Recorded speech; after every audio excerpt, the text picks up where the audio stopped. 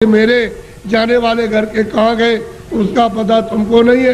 इसलिए मनुष्य शरीर के द्वारा अगर तुम पहुंच गए स्वर्ग में तो पहुंच गए, और ऊपर चले गए तो चले गए, और नहीं पहुंचे तो स्वर्ग जाने वाले मरने की बात नहीं हो। इसलिए खोज करो कि मनुष्य मंदिर है, ये असली मंदिर में घंटे घड़ियाल 2400 घंटे परमात्मा के बज रहे। लेकिन तुम्हारी अगर आंख बंद हो जाए, कान बंद हो जाए, तो बाहर से न तो सुनाई देगा न दिखाई देगा। इसी तरह से तुम्हारी अंदर की दिव्य आंख और दिव्य कान तुम्हारे बंद हो गए तो सुनाई और दिखाई नहीं देता। तुम्हारे अंदर के वो दिव्य आंख और दिव्य कान खुल जाए तो सुनाई देने लगे, दिखाई देने लगे। मंदिर में सच्ची आरती करो तो खुश हो जाएगा, प्रसन्न तुम्हारा हो जाएगा कल्याण। पूजा करो, प्रेम के साथ पूजा कर लो, लेकिन देवता से ये कहो कि मुझे सद्बुद्धि दो कि मनुष्य रूपी मकान में बैठकर मैं अपनी जीवात्मा को जगाऊं और दिव्य नेत्र खोल करके आपका सच्चा दर्शन करूं। ये ठीक, और मांगो कि कोई महात्मा जानने वाले मिल जाए जो वहां तक पहुंचे हो देवी देवताओं के पास और उस परमात्मा के पास, और वो हमको रास्ता बता दे और उनकी कृपा से और दया से रास्ता पा जाए हम आपके पास और भगवान के पास पहुंच जाए। ये देवी देवताओं से, गंगा जमुना से प्रार्थना करना चाहिए, और ये प्रार्थना करनी चाहिए कि ऐसी सद्बुद्धि दो कोई पाप कर्म न करे, कोई झूठ न बोले, धोखा न दे, बेईमानी न करे। जितना भी काम करे, नेक काम करे, अच्छा काम करे, पुण्य का काम करे, किसी को सताए नहीं, किसी को मारे नहीं, के घर में किसी के खेत में चोरी न करे। ये देवताओं से प्रार्थना आपको गंगा जमुना में स्नान करते हुए करना चाहिए। अब आपको एक मोटी बात बताएं, आपको सबके सब यहाँ खासकार आए हो। एक महात्मा जी जंगल में चले गए, खेत पकने वाले थे, ये गेहूं और ये सब चना और जो पकने वाली थी, तो पेड़ के नीचे बैठ गए।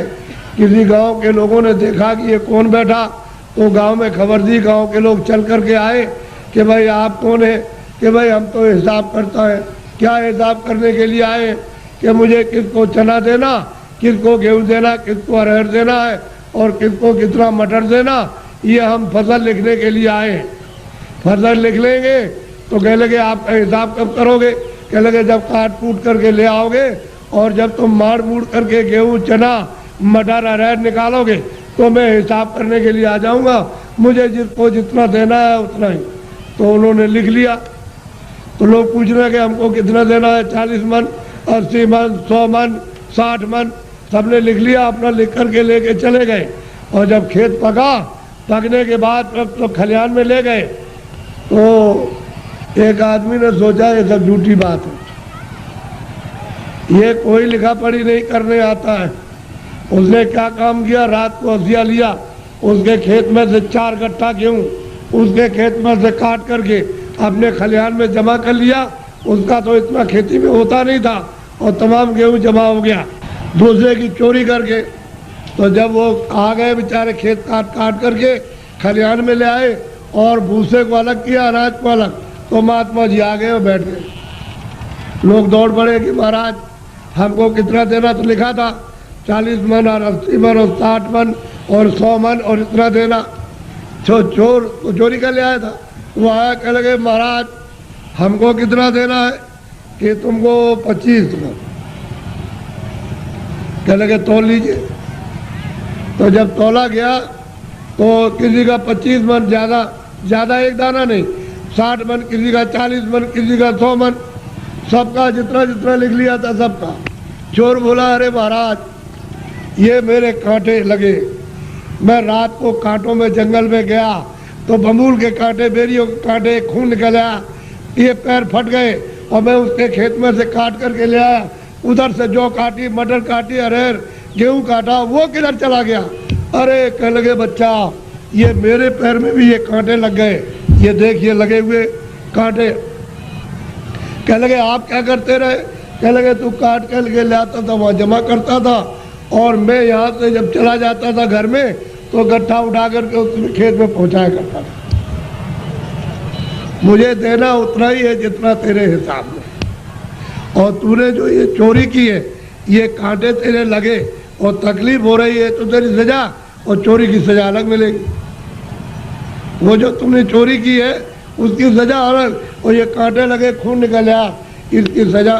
तो कहने का मतलब ये है तुम मन का धन कितना भी खेत काट कर जमीन लेकर ये करके चोरी करके डकैती डालकर रात को छीन करके कितना भी अपना धन घर में ले आओ, लेकिन वो जो हिसाब करता जो कर रहा वो बैठा हुआ है, वो सब उसके यहाँ पहुँचा देगा। आपको कुछ मालूम रहेगा, आपको नहीं। हमने चोरों से पूछा भाई कितना तुमने चोरी की होगी। हमारे पास चोर भी आते, साहब कह देते हमने चोरी की, तो कितना कह लगे 1 पैसा नहीं रहा, सब चला गया। डकैत आए, डकैत से पूछा भाई तुमने डकैती डाली तो कितना जीवन में तुमने लूटा होगा। कह लगे कई करोड़ का। किधर गया? कह लगे 1 पैसा नहीं, हमारा घर का चला गया। घर का क्या? तो कहने का मतलब कि हिसाब करता बिल्कुल सच्चा है, जो पाप का भी हिसाब करता पुण्य का भी करता है, ये सब, और उसका ब्याज वो सब आपको देना, वो दूसरे को किसी को नहीं देना। इसलिए ये मनुष्य शरीर अनमोल है, ये बार बार नहीं मिलता। आपकी बार परमात्मा को प्राप्त करने के लिए इस जीवात्मा को इस जड़ से इस शरीर से निकालने के लिए आपको ये दिया गया, और उसने कह दिया है कि मैंने तुमको साफ सुथरा मकान दिया है, जैसा हमने दिया वैसे हमको दे देना। फिर जब वो खड़ा हो जाएगा और तुमने गंदगी भरी तो फिर तुमको मार मार करके इतना मारेगा कि तुम्हारी नस नस को तोड़ देगा, और इतनी पीड़ा होगी कि जन्मत मरण दूसरे तो कोई, जमने मरने में अत्यंत पीड़ा होती है। और उसको निकाल के बाहर करेगा और कहेगा चलो हिसाब कराएं।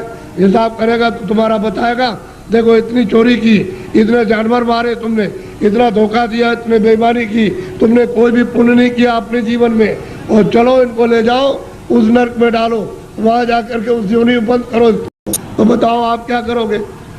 बोलो आप करोगे क्या? उससे बच जाओगे? इसलिए जिन जिन देवताओं की आप पूजा करते हो उनसे ये प्रार्थना करो कि हमको ये सद्बुद्धि दो कि हम, मतलब ये है कि कोई धोखा किसी को बेईमानी ना करे, धोखा न दे, और अच्छे काम करे। सद्बुद्धि रहेगी तो अच्छा काम करो, आप मेहनत का काम करो, बच्चों की सेवा, आएगा एक सत्कार, और फिर उसके बाद भजन करो कि भजन करने की हमको सद्बुद्धि दीजिए कि कोई महात्मा मिल जाए, या आप ही मुझको रास्ता बता दीजिए तो मैं भजन करने लगूँ।